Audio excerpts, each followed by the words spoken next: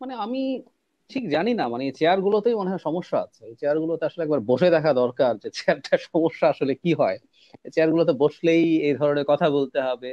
মানে উনি আমাদের খুবই পরিচিত মানুষ, আমরা দীর্ঘদিন থেকে তাকে চিনি। এবং খুবই গুরুত্বপূর্ণ রোল প্লে করেছেন তিনি। এবার সাংবাদিক হিসেবেও খুবই সাহস নিয়ে তার প্রতিষ্ঠান হুম। চমৎকার কাজ করেছে ওই সময়গুলোতে, শেখ হাসিনার সময়।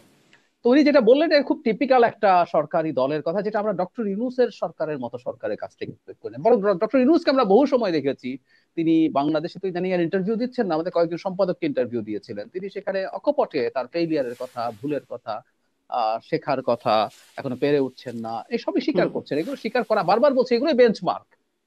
এই যে একটু আগে আসিফ মাহমুদ সজীব ভুঁইয়ার কথা বললাম, ধরে নিলাম কথাটা ভুলো না, বাংলাদেশের দুদকের খুব যথেষ্ট লোকবল নেই, কিন্তু এটা একটা প্রায়োরিটি কেস। আপনি খেয়াল করবেন, সুপ্রিম কোর্টে হাইকোর্টে মামলার বিরাট জট আছে, কিন্তু সুপ্রিম কোর্ট হাইকোর্টে কি কোনো রিটের খুব দ্রুত শুনানি করে রায় দিয়ে দেওয়া হয় না? ওনাকে বলেন যে তোমার সিরিয়াল 35 লাখ না 30 লাখ কত মামলা আছে, হুম। তারপর হবে না?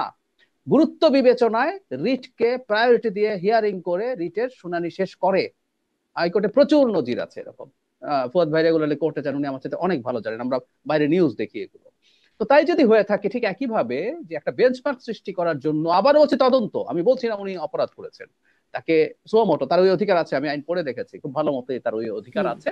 তারা সেটা করে, তারা তাকে ডাকতেন, তাকে সামন করতেন, ইনভেস্টিগেট করতেন, করে তার তদন্তে তিনি প্রমাণিত হতে পারতেন, বা প্রাক তদন্তে তার অপরাধ নাও পাওয়া যেতে পারতো বা পাওয়া যেতে পারতো। ঠিক একইভাবে প্রেস সচিব যেটা বললেন, এটা বলেও ওই আগের ধারায় থাকা হয়ে গেল। দুদক যেমন থাকলেন, এটাও আগের ধারা। তার মানে আমি এটা বলছি না আগেই ভালো ছিলাম, এটা খুব ভুল কথা। আমরা দুই একটা জায়গায় শেখ হাসিনার সময়কার কিছু দিয়েই হুট করে বলে ফেলি। মানে এই প্রসঙ্গে একটু যোগ করে, একটু অপ্রাসঙ্গিক হলেও মানে গুম নিয়ে আমাদের গুম কমিশনের রিপোর্টকে কেন্দ্র করে একটা ডকুমেন্টারি তৈরি হয়েছে। মানে আমি যে হুম। কাউকে খুবই সিরিয়াসলি অ্যাপিল করবো টু ওয়াচ দ্যাট ডকুমেন্টারি।